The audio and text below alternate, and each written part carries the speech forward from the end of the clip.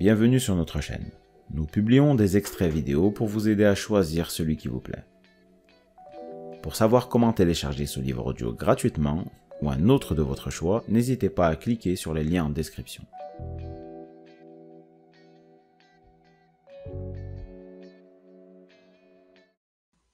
Grande figure journalistique de la chaîne NBC, qui m'avoua que Qui a piqué mon fromage avait sauvegardé sa carrière.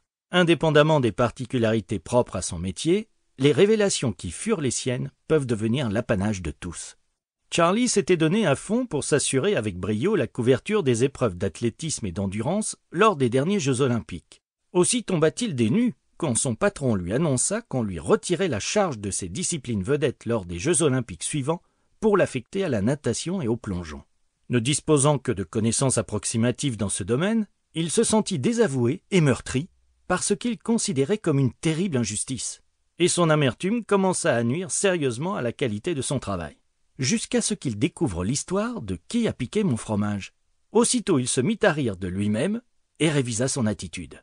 Il comprit que son chef avait seulement déplacé son fromage, et il choisit donc de s'adapter en conséquence.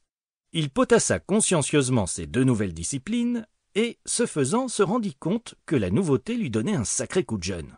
Constatant ce regain d'énergie et d'enthousiasme chez son collaborateur, le rédacteur en chef ne tarda pas à lui confier des tâches plus gratifiantes. Sa carrière connut alors un second souffle qui, de succès en succès, le propulsa jusqu'au sommet de l'élite parmi le gratin des commentateurs de football américain. Je pourrais vous raconter 1000 autres anecdotes de ce type pour témoigner du formidable impact qu'exerce cette fable sur l'existence de nos contemporains, dans leur vie professionnelle comme dans leur vie affective. La puissance de Qui a piqué mon fromage a éveillé une telle ferveur en moi que j'en ai offert un exemplaire à chacun des quelques 200 employés de mon entreprise. Pourquoi ? Vous demandez-vous peut-être ? Parce que, comme toute entreprise normalement constituée qui cherche non seulement à survivre mais à rester compétitive, la Ken Blanchard Company est en constante évolution. Le fromage y bouge sans cesse. Si nous attendions autrefois de nos employés qu'ils se montrent loyaux, nous avons désormais besoin de collaborateurs souples et adaptables, qui ne restent pas jalousement accrochés à leurs petits prés carrés. Pourtant, vous et moi savons bien comment le fait d'être sans cesse sur les charbons ardents, au travail comme à la maison, peut se révéler particulièrement stressant en l'absence d'une vision positive qui nous permette de comprendre et d'apprécier le changement. C'est là tout l'intérêt de Qui a piqué mon fromage. En évoquant cette fable devant mes employés, puis en leur remettant un exemplaire à chacun, je sentis se dissiper instantanément leur énergie négative. Contre toute attente, ils vinrent, tous secteurs confondus, me remercier les uns après les autres de leur avoir offert ce bouquin et me dire combien il leur avait permis de voir sous un nouveau jour les transformations dans l'entreprise. Croyez-moi, cette brève parabole est aussi efficace que sa lecture en est rapide. En parcourant cet ouvrage, vous verrez qu'il se décompose en 3 parties. Dans la première, intitulée « Des retrouvailles », d'anciens camarades de lycée discutent de la façon dont ils font face aux bouleversements qu'ils rencontrent dans leur vie. La deuxième partie, l'histoire de « Qui a piqué mon fromage » constitue le cœur de ce livre. Dans l'histoire, vous verrez que ce sont les 2 souris qui réagissent le mieux au changement, car elles portent un regard simple sur les choses, là où le cerveau et les émotions des 2 minigus ont l'art de les compliquer. Ce n'est pas que les souris soient plus intelligentes.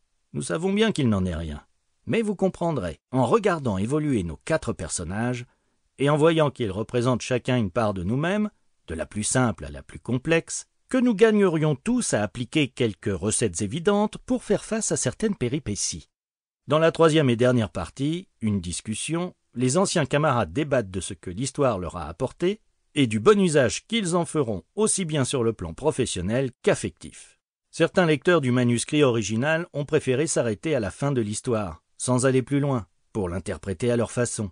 D'autres ont en revanche apprécié cette conversation pour ce qu'elle aura permis d'éclairer de leur propre situation.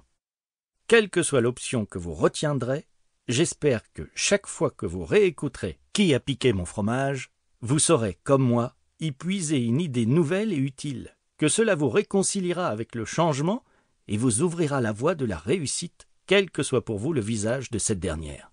Bonne écoute et bon vent. Et n'oubliez pas, bougez avec le fromage. Ken Blanchard, San Diego, Californie.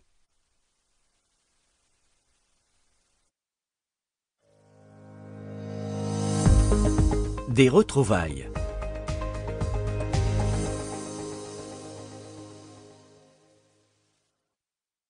Au lendemain d'une réunion d'anciens élèves, par un beau dimanche ensoleillé, une poignée de vieux amis se retrouvèrent pour déjeuner dans un restaurant de Chicago. S'étant perdus de vue depuis le lycée, ils étaient curieux de savoir ce que les uns et les autres...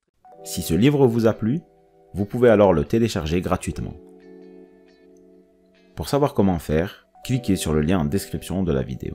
N'hésitez pas à commenter pour nous informer des extraits de livres audio que vous aimeriez écouter. Pensez à liker et à vous abonner pour ne rater aucune vidéo.